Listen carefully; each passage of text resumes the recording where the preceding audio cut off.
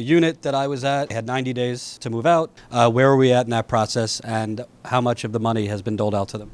Right, so right now we're about 2.5 months in, so they have about 2 weeks to relocate. And at this point, there are about 46 families.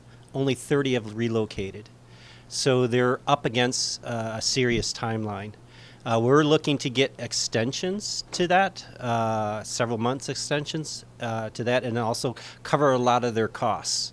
While the mayor, in some ways, I want to call him a whistleblower, because at least he heightened the level of this, or we wouldn't be having this conversation. But it can't just be a conversation. There's got to be some changes in terms of public policy at the local, the state, and the national level. I think that the mayor was extraordinarily premature in declaring that this place was to be evacuated. I don't think he took into consideration what the outcomes would be, whoever is advising him strategically. There's a lot to be desired there because it wasn't well thought out. Because those people that are stable, or those people that wanted to stay, what's the form of remediation? What do you do?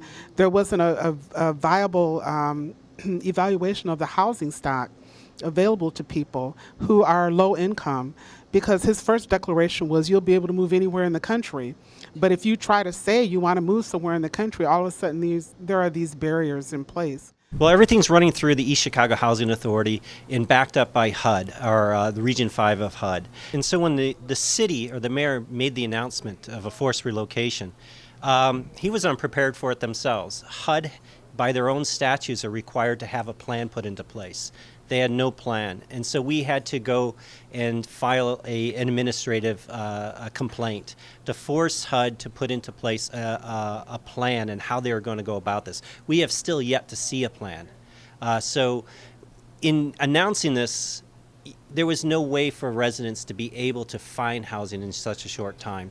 I think also that part of the problem for being able to get folks mobilized and energized in order to take some action is the political climate of East Chicago.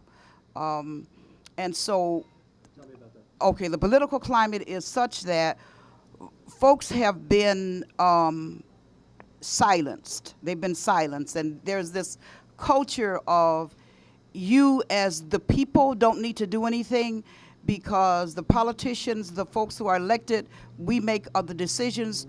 What you have to say is not necessarily important. You can't really contribute anything, so that they've been somewhat devalued. We can talk about Pence, and there's a lot of reasons to talk about Pence and the regulations there are, but we're a region that's been notoriously Democratic. And this has all been allowed to occur and be hidden under that Democratic regime. Our past mayor had been mayor for 32 years. He was a major power in the Democratic Party. During the 1990s, when they built that Camus over 21 acres, 40-foot entombment over U.S. lead, the mayor's son was the treasurer for the National Democratic Party.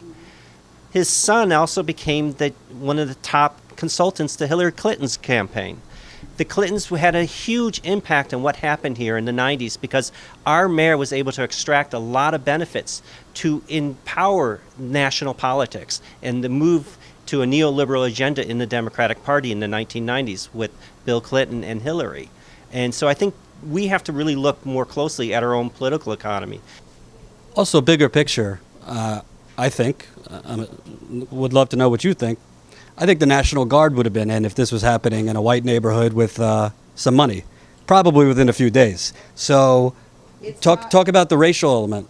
Oh, absolutely. There is absolutely institutionalized racism, structural racism, very clear.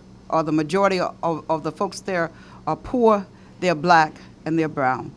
And as a result of that, it has not gotten other coverage. It's not a crisis, because even folks who look like the folks who are living there have not responded with the kind of urgency that needs to take place. One of the things, when we went to meet with the mayor and asked that he make a declaration of emergency, he said to us that he needs more data.